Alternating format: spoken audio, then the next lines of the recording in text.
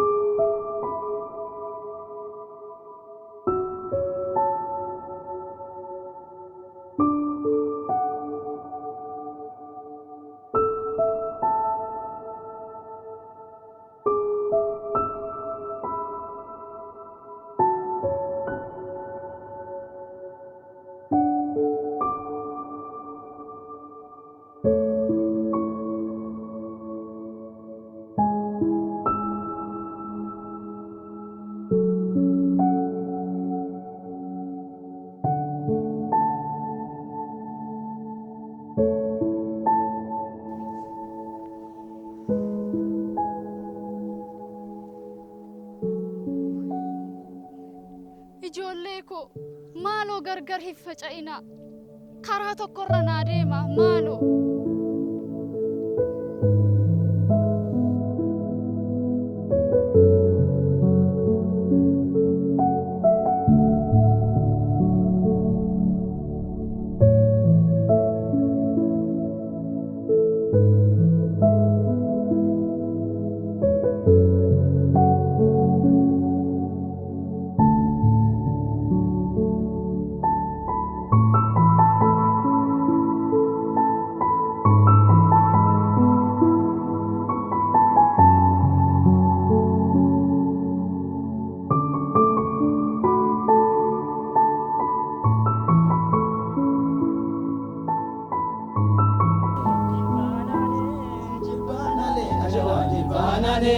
jilbaanale biyyaabane waluma biyyaabane waluma biyyaatane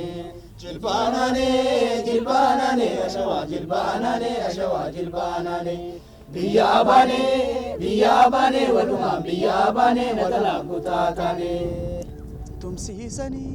tumsiisani togori duchisani gotama duchisani tumsiisani togori duchisani gotama duchisani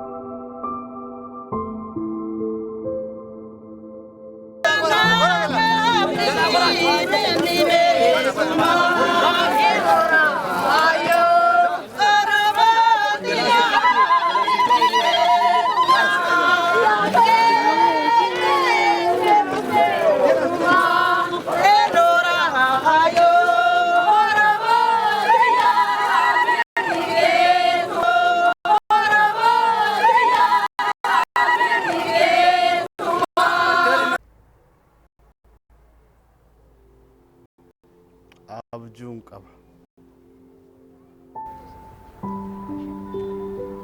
qeerroon qarreen ummanni Oromoo walii galatti gaaddisa tokko jalatti gaaddisa gadaa jalatti deebi'uu qabdan. Gaaddisni gadaa ummanni Oromoo tokko taasisu bilisummaadha, birmadummaadha, walqixxummaadha, aadaa fi seenaa afaan Oromooti. Gaaddisa kana jalaa bahanii karaa kamiinuu ummata kanaaf fayyaduun hin danda'amu. Kan walii nu galchu dantaa waloo Oromoo qofa.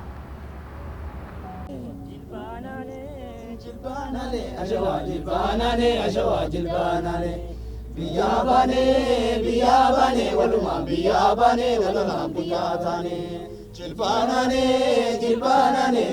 jilbaanane ashawa jilbaanane biyyabane waluma biyyabane walala kutaatane jilbaanane ashawa jilbaanane Biyabane, waluma biyabane, waluma biyatane.